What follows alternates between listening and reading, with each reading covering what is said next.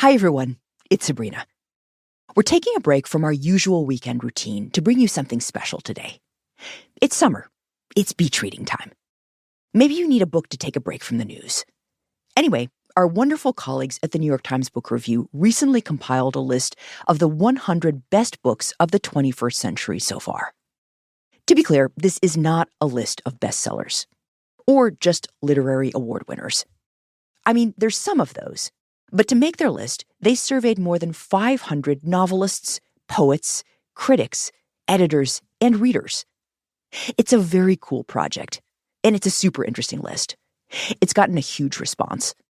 And so today, we're sending you the episode of their podcast. It's an episode about this list and what's on it.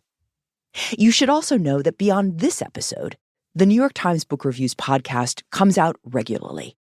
They have fascinating conversations all the time, including with some of the phenomenal writers on this recent list.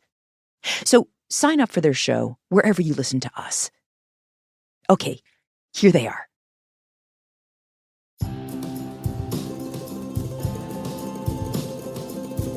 I'm Gilbert Cruz, editor of the New York Times Book Review, and this is the Book Review Podcast. On this week's episode, I'm very excited to finally talk about a project that we've been working on for much of 2024 and which is finally out there in the world, 100 best books of the 21st century so far. If you're listening to this show, if you're listening to a podcast about books, I have to think you've already seen part or all of it. Joining me this week are three editors who have been deep in the weeds with me on this since January. Tina Jordan, hello. Hi. Monica Teeb, welcome back. Hi, Gilbert. And Scott Heller, this is your first time on the show. It is. I'm a listener now. I'm excited to be here. Thanks. I'm excited to have all of you on. So I'm hoping we can have a free-flowing discussion about this effort, about some of the books on the list, books that didn't make the list. There's a lot to dig into here. And I want to start by asking someone else who's not me, Tina, why did we do this? Why did we do this? Because we looked around and it was almost the quarter century mark. We're book nerds who like to categorize and make lists. And we thought, what are the best books of the 21st century so far? And we started to argue about it. We started to talk ourselves about the things we'd read since January 1st, 2000 that we loved. And then we thought, hey, maybe there's something here, but let's put this out to a lot of people. Because normally we would have just done this in-house. Right. We would have polled the editors, we would have polled the critics, our wonderful critics, and that would have been it. But this seemed like an opportunity to do something bigger, given that we ask all these writers all the time to write for us, to review books, to appear in our pages. We figured we could actually use their voices towards something massive. And this thing is massive. Scott is someone who's still relatively new to the desk, as new as I am. We've only been here about 2 years. What was the most surprising thing to you about this effort, this project? What ended up being most surprising, actually, was how many people were willing to share their ballots. We bent over backwards to let people know this was anonymous, and don't worry, we're not going to reveal who you pick, who you left off. And yet so many people were willing to come forward with what they selected, and I think that's one of the best things about it, in fact. The aggregated list is wonderful, and there's plenty to argue about. But when you get in and dig into what Stephen King put on his list, in fact, he put himself on his list, which I think people have gotten a kick out of, but many others came forward, and I think that makes for sort of wonderful reading in and of itself. And also, you get to see a lot of quirky choices that maybe many people didn't vote for, but that individuals are passionate about, and I really enjoyed that. Scott, I think you're right. I think seeing some of the ballots possibly is more entertaining to some of our readers than seeing the list itself. I have to say, in our earliest discussions about this project, one of the things that was an inspiration, certainly for me, was the Sight and Sound list. For those of you who don't know, Sight and Sound is a British film journal, and ever since 1952 or 1962, every 10 years, they've taken a poll of critics, and then it turned into a poll of critics and film directors, and they asked them to put their top films of all time. And every 10 years, it's a big deal when this list runs, particularly over the past couple decades, because not only do they run the list, but they run the ballots of the most famous critics and the most famous directors. You can see what Guillermo del Toro and Barry Jenkins, and I don't know if Steven Spielberg participated, but you can imagine all the people whose lists are on there and just get a real sense of their taste. And then the other thing that's interesting about this list is that it changes over time. So Citizen Kane was the top movie for many decades, and then Vertigo was the top movie, and now there's a French movie, Jean Dielman, other French words I cannot pronounce, that is the top movie. I'm not saying we're going to do this every 10 years, but it certainly is an inspiration to try to capture a moment in time. And whatever else you want to say about this list, it is a snapshot of this moment in time. There are probably books on here. If you took this poll at the end of this year, would not be on here. If you had taken it earlier, they would not be on here. This is what people in the spring of 2024 that we polled thought were the 100 best books. So let's talk about some of these books. I'd love to start with our number one book, which, I don't know, were people surprised? Was anyone in this room at least surprised that My Brilliant Friend by Elena Ferrante was, according to our 503 respondents, the number one book of the 21st century? I was surprised. Okay. But maybe I shouldn't have been, because as a reminder to our listeners, we asked our respondents to choose what they thought were the 10 best books of the century so far, but we didn't define best for them. And people clearly defined it in different ways. They defined it as the book they loved that they pass along to people. They defined it as the books they thought would still be around generations from now. But it really seems to me that a lot of the people who took our poll were just like voting for the books that had struck them, right? The books they could not get out of their heads. Absolutely. And I think we're all going to touch on what books fell into our own personal categories of books we couldn't get out of our head. But talk a little bit more about Ferrante. Thankfully, luckily, we have a Ferrante expert on here. Apparently, there's several Ferrante experts on the desk, but we have one who is in studio, who wrote a wonderful article that published in conjunction with this project, looking at all the theories about who Elena Ferrante is. Elena Ferrante is an author who uses an alias. We don't really know who the author is. There are theories and suspicions. But first, Jumana, I'd love for you to talk about just the book and maybe the Neapolitan Quartet as a whole. Two of them appeared on this list. There is, of course, some irony of being an expert on somebody that we don't even know who it is. But I will lean into that with pride. So, Tina, I actually agree with you that I was surprised to see My Brilliant Friend first. I do think it's a nice representation of a couple things. Obviously, this whole quartet touched people really deeply, but also I think we're all still coming out of Ferrante fever. Do you remember those years where everybody was reading these books? Like, it was an actual event when she had a new book coming out, when the HBO adaptations were on. So I liked that this top pick represents a couple different ways of looking at what best really means. In case you are one of the people who has not been infected with Ferrante fever, My Brilliant Friend is the first in a series of 4 books that is now known as the Neapolitan Quartet.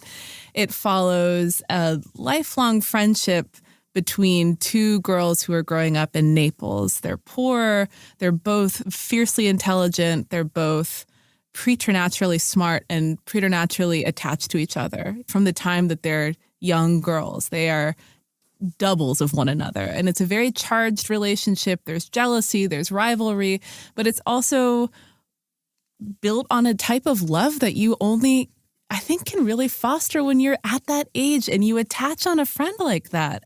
I think I read this pretty much the first when it came out in English. So I followed the course of all of these novels as they were arriving.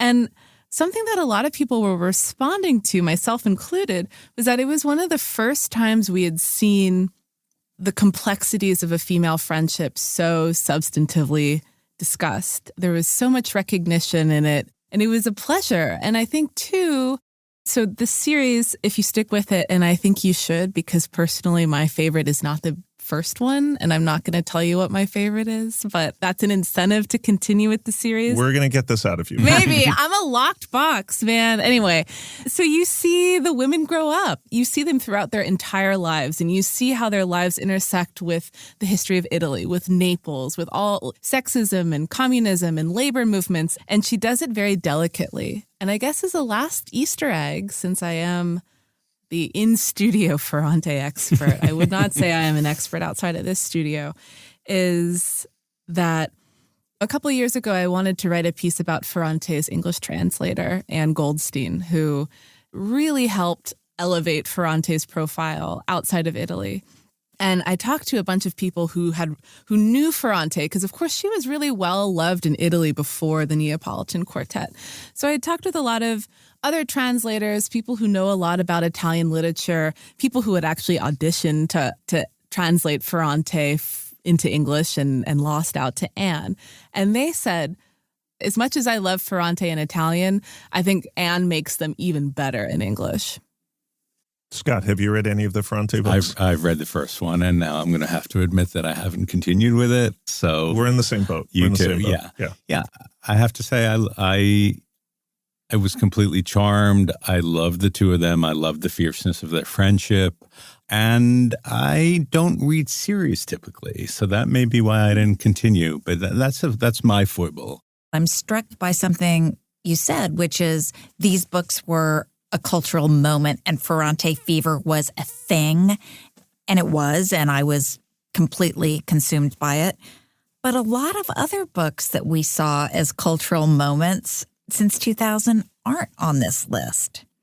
So what sets it apart? What made this one pop? Like, there's a lot of good books that people were seen carrying everywhere, whether it's Seabiscuit or Gone Girl, and I will fight you about Gone Girl. It is a really good book, that are not on this list.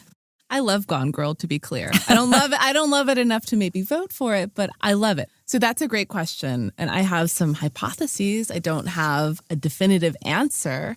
One thing I will say is that I think people over the course of a series, and I understand that there are people like you, Scott, who just don't, life is short. Why are you going to stick with 4 books? For what it's worth, Ferrante herself considers all 4 of these books one long novel that are basically serialized like Dickens. I don't know, if you've invested 1,000 pages with these two people, they're going to stick with you maybe more than a woman who the title will tell you is gone. It's harder to be closer with that kind of person if she's absent. That's my theory. Is that how TV creators no, this is actually an 11-hour movie? Which is not at all annoying when they say that. I mean, also everybody who doesn't want to visit Italy in one way or another, right? True. Although post-war navels. That is true. That is true. I don't want to go in the meat factory. That is true. I don't want to. So what were you surprised at, Tina, that was not on this list since you brought it up? What cultural moments? No Gone Girl, no Prep by Curtis Sittenfeld, no Seabiscuit by Laura Hillenbrand. I didn't really expect to see Kevin Kwan on there, but that book was huge. I feel like the books that were, when we were seeing people carry around books, not that we do anymore, so few of those ended up on the list. Let me ask this question then, not to mess with the conceit of our own list, but we talked about how everyone defined best in a different way. Did people overemphasize the over-literary, the ones that they think are fancy, are the ones they should pick, as opposed to Gone Girl, which I put on my list. All of us in this room took the poll. We're not going to share our results with you. We're not going to share our ballots, but I put Gone Girl on my list. I think Gone Girl is a great book that is extremely well written, that most people loved at the time, and I think will continue to be read. I agree with you. I do think people erred towards what they considered to be great. Mm-hmm. I think there's less fun reading on this list than I thought there would be. But what is a fun book on this list? Who wants to pick a fun book on this list? Pastoralia by George Saunders. Okay. This is coming in at a cool 85. But I was delighted. We want to have story collections on here. Pastoralia is hysterical. If you only read one thing in it, read Sea Oak, which is one of my favorite short stories of all time. So George Saunders had 3 books on here. There are only 3 authors that had 3 books on here. George Saunders with 2 story collections and his novel Lincoln in the Bardo. Ferrante had 2 of her Neapolitan quartet and then The Days of Abandonment. And Jesmyn Ward had her memoir and 2 novels. Just to hang one more beat on George Saunders, why is he good? I'm not saying he's not. Are we doing 11-hour series on George Saunders? Because I can fill all. Sure, if you host. If I want. Okay. In Pastoralia, you see his really bizarre, bonkers, laugh out loud, funny. He's a very emotional writer. He doesn't stray away from things that seem difficult. He takes on some big stuff. I mean, Lincoln in the Bardo is one of the better books about grief that I've read in a long time. And longtime listeners of this podcast know I love grief books, although not the Joan Didion that's on here, but we can get to that later. And I think he's able to render these what can often feel like oppressive, overwhelming human experiences into things that are very manageable, like deceptively simple. So I'm delighted he's on here. Scott? I think one thing we should remember is that we went to and got answers from a lot of writers who teach in universities, and probably many, many, many fiction writers are graduates of MFA programs. And George Saunders is an incredibly influential figure in that world. And I bet a lot of, I don't think this shaped the answers, but plenty of his students are among the most important writers of this generation and are on this list, in fact. So I think he's at the center of taste-making in some ways. And I think, I know what Tina and I and all of us had discussed as we were trying to put together a wish list of who would actually vote is going beyond only sort of experts in literary fiction. And that ultimately, it's literary fiction writers who ended up answering the survey probably more than any others. And that's why the list reflected their taste, I would say. I don't know about that. You don't think so? Okay. Well, to be clear, I think we asked more literary fiction writers than genre writers. Yes. For sure. Mm-hmm. There are quite a few genre writers. And they still went fancy, to use Gilbert's term, yeah. You can see on the ballot that Scott referred to, the page where you can see a bunch of writers' ballots, you have Rebecca Roanhorse, you have Sarah McLean, some of these writers who really, write within a genre and focus their picks probably very deliberately on genre books because they had a sense perhaps that those types of books would be underrepresented on the list. And they were. We have one prominent sci-fi fantasy book on here, which is The Fifth Season by N.K. Jemisin. It certainly would have been great to have seen more. I agree. And that's what makes looking at their ballots so fabulous. We'll be right back.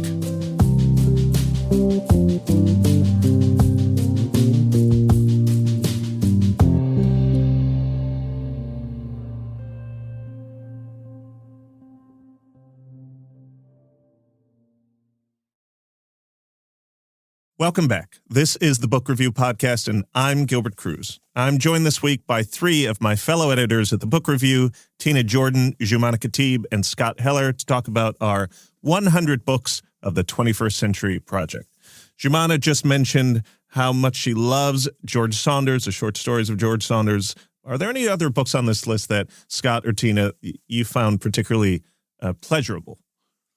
If by pleasurable you mean laugh out loud funny, I'm going to nominate Alison Bechdel's Fun Home.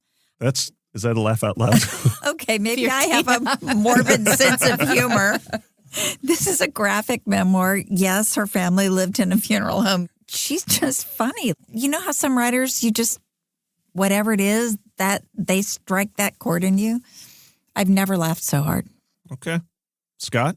All right, I would say going to the list, number 16, The Amazing Adventures of Cavalier and Clay. Michael Chabon's book about the history of the comic book industry is a complete delight. It captures the making of culture, it captures the immigrant experience, and it's just rich and vivid. It's a long book. It's one of those big fat books that you lose yourself into. And I felt like it could have gone on. I completely loved it. And then actually the one right after that on the list is The Sellout by Paul Beatty, which is a pretty impressive, pretty bold satire about race and racism. And there's no question you'll smile and you'll laugh at both.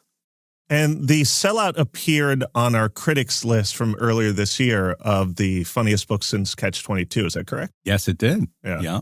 The only crossover, in fact. I think that might be. Well, listeners, if you haven't checked out that list, please do find it. We do more than lists here, but that's a great one as well. One question that I've gotten a couple texts about, shout out my friend Lenore, is the break between fiction and nonfiction. We decided to do both categories in one list as opposed to doing two lists. I think it was our estimation that maybe we had one shot at this and we would collapse if we actually had to do this effort twice. There are, I believe, 26 nonfiction books on here, so just over a quarter of the books are nonfiction. What stood out to any of you in terms of the types of nonfiction books that our poll respondents picked? What stood out to me actually was the wide range. We don't have that many of them. Like you said, it's a quarter.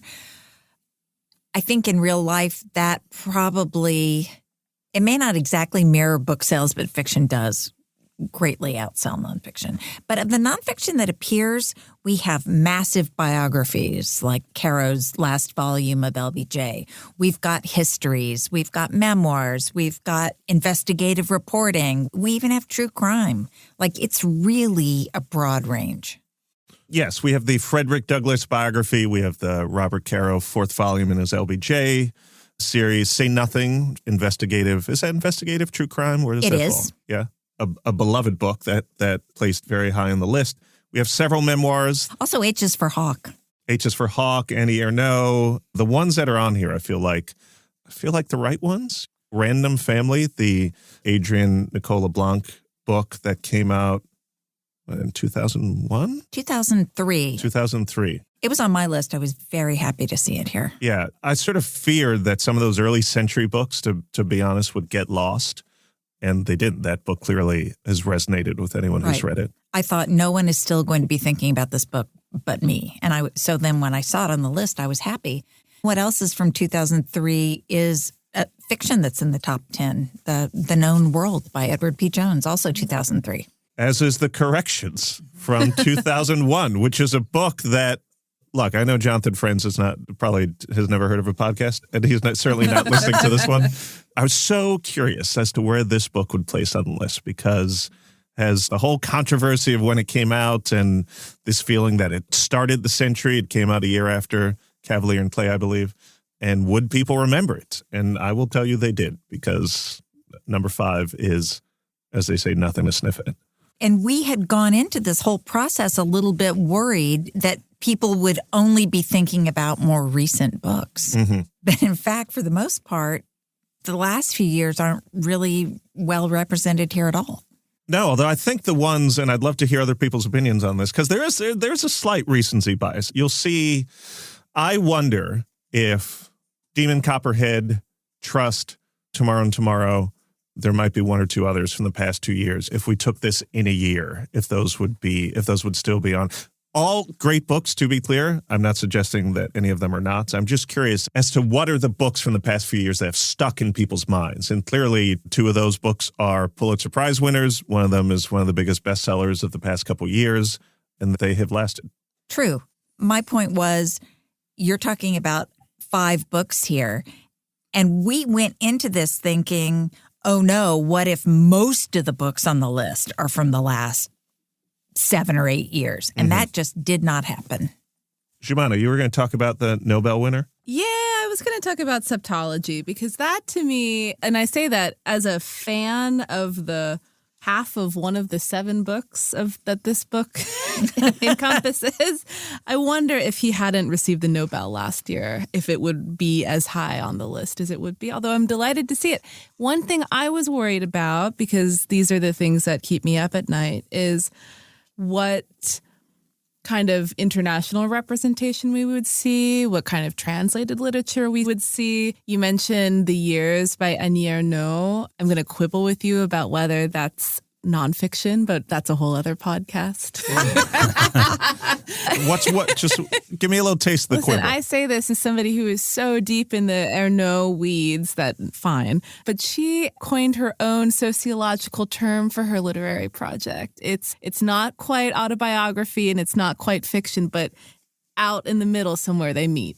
I'm dealing in blunt categories here. We have fiction, and we have You're nonfiction. right. I'm sorry. Nuance is not so good for This is not. We do not deal in nuance on this podcast. This is a guy who says around the horn, like we're on ESPN. You're right. I forgot him on the yeah. horn. Okay, Right. forget it. It is nonfiction. Okay.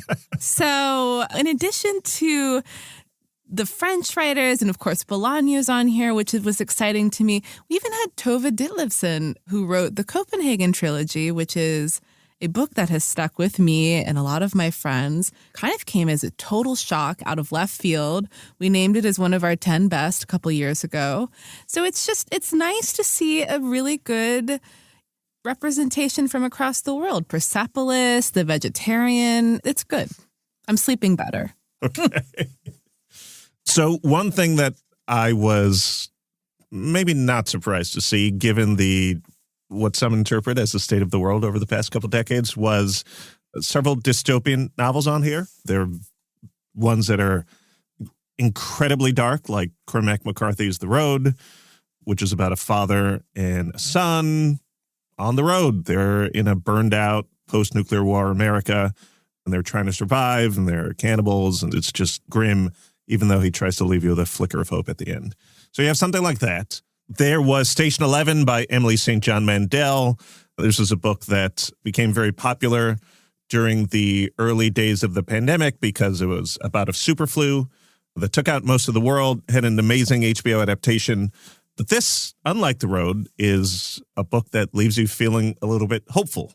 A big part of the book is about a troupe of actors sort of walking around one of the Great Lakes, bringing the last flickers of civilization, Shakespeare, to all the groups of people that they run into. And while, again, most people in the world died, and they're very sad parts of the book, it's also about the persistence of art, how we use art to remind ourselves that we're human, how we use art to remind ourselves that in the darkest of times there's beauty in the world. Station 11 is just a great book. And then there is Never Let Me Go, which I think I characterized it recently as the quietest dystopian novel that might ever exist. Most of it is about a bunch of kids at an English boarding school.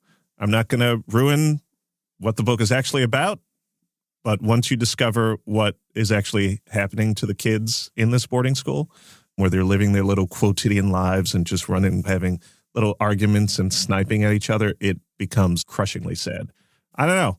The 21st century, has it been so sad that we care about dystopian novels more than ever? Dystopia for summer. No, this is part of the firmament of most good literature. It's never that far out of reach for the good writers. I don't know, do we need some benzos collectively? Maybe. I'm not a doctor. I don't know. Scott, what do you think? I actually would have thought that there would be more bleak stuff on the list. In fact, sorry to say. Yeah. I really did. I did. I thought The Road would be higher. In fact, I don't know how you judge whether a book, how high it's ranked is how miserable people feel about the world.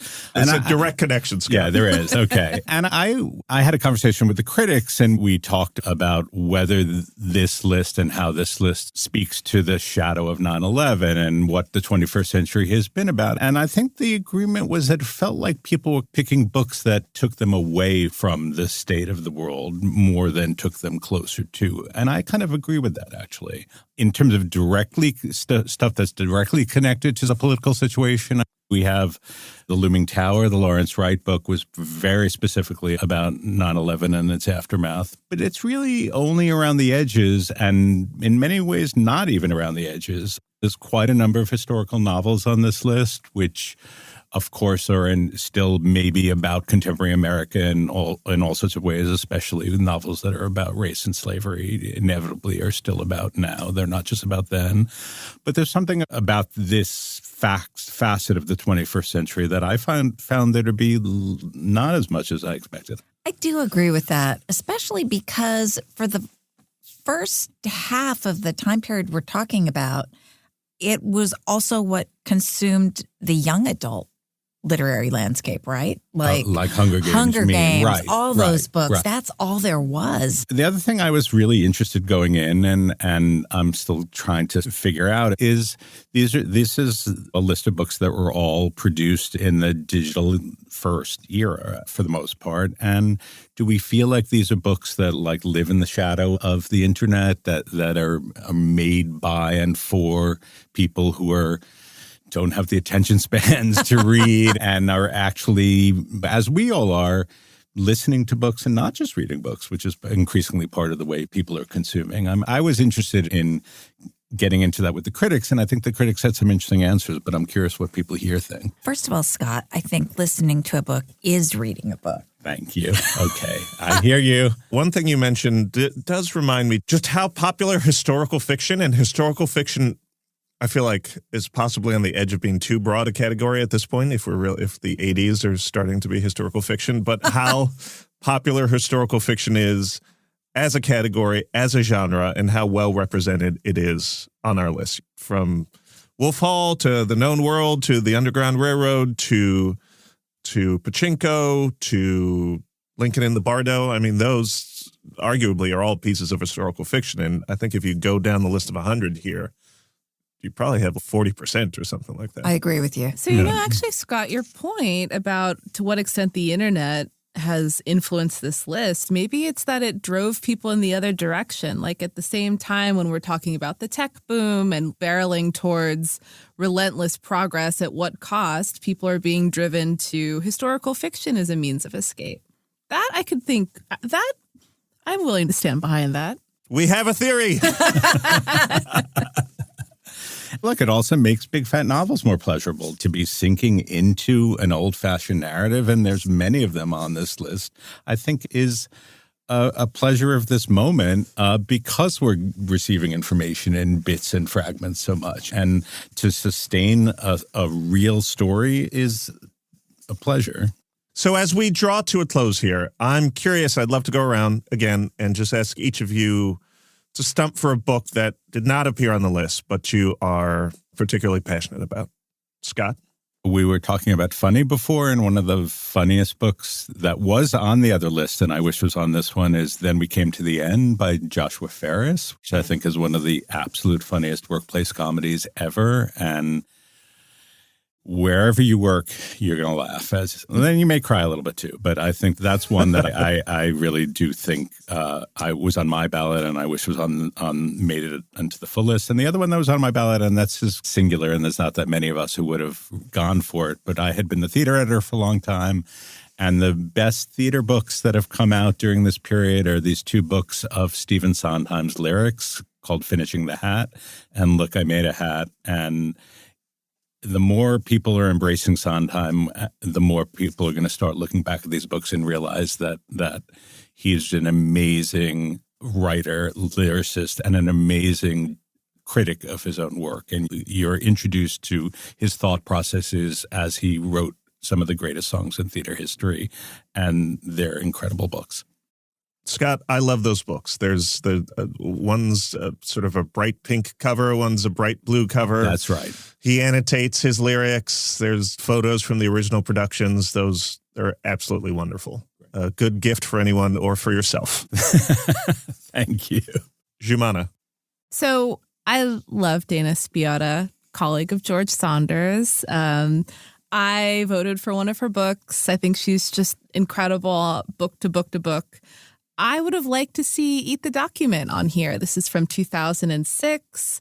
It is about sort of 1970s activists. There's a Bob Dylan reference. I love her. I wish I'd seen her, but Dana, you're on my list. Tina, what would you have liked to have seen on here? I would have loved to have seen a novel called The Paying Guests by Sarah Waters, which I think is probably my favorite book of the century so far. Good pick, Really? Tina. Oh, Good yeah. pick. It's set in Britain in the 1920s when things were grim, post-war years when things were especially grim. That's a Tina special. Yeah, right? Right. A young woman and her mother are taking in a lodger to help them make ends meet. And the lodger they take in. Her name is Lillian. She and the daughter Frances fall in love. But it's set against the backdrop of a murder, which I can't get into. But there are individual scenes of such power in this book that I'll never get out of my head. There's one scene where someone is being given a shave with a straight razor, and you're certain it's going to end in that person's death. And you're reading, and you're just sweating because the tension is dialed so high. I don't know if you experienced it like that, Jumana, but just highs and lows, but just an incredible story. Makes me happy I don't shave my face. Yeah. It's How about making me you? think of Sweeney Todd. It should, Yeah. right? Gilbert, did you have one? No, every book I put on my list ended up on here. So Really? yeah. No, I'm just kidding. Oh. No, I mentioned Gone Girl. I think Gone Girl is one that should be on there. I put On Writing by Stephen King, which actually I thought would have appeared on this list.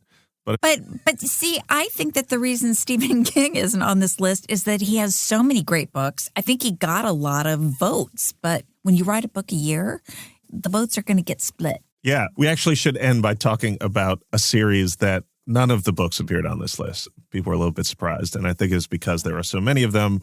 Ferrante has 4 books. That's a lot of books. But there's someone else that has 7? Six, I think you're thinking. Who am I talking about? You're talking about our great disgorger, Karl Ove Knausgaard.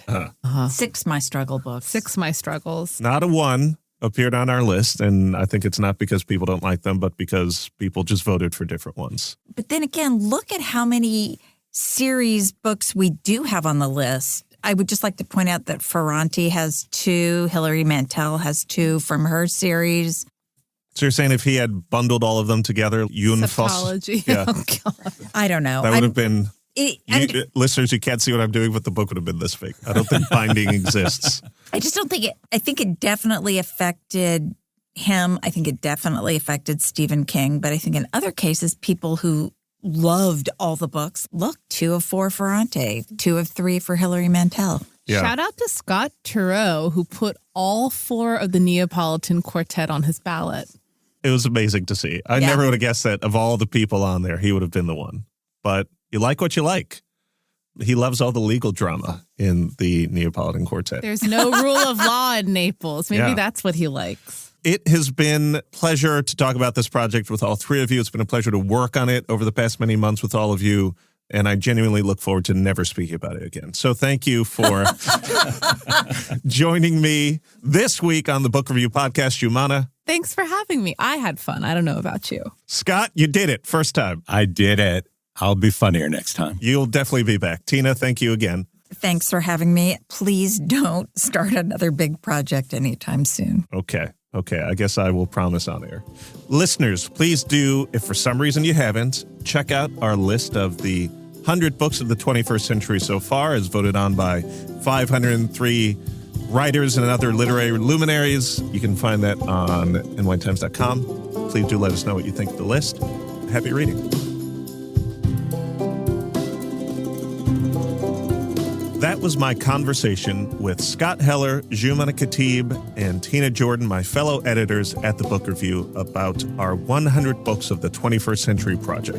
As I said, I hope you've had an opportunity to read it, to experience it, to check which books you've read, which books you want to read. You've taken our opportunity to share your 10. There's a lot to do there. As always, it's still true. I'm Gilbert Cruz, editor of the Times Book Review. Thanks for listening.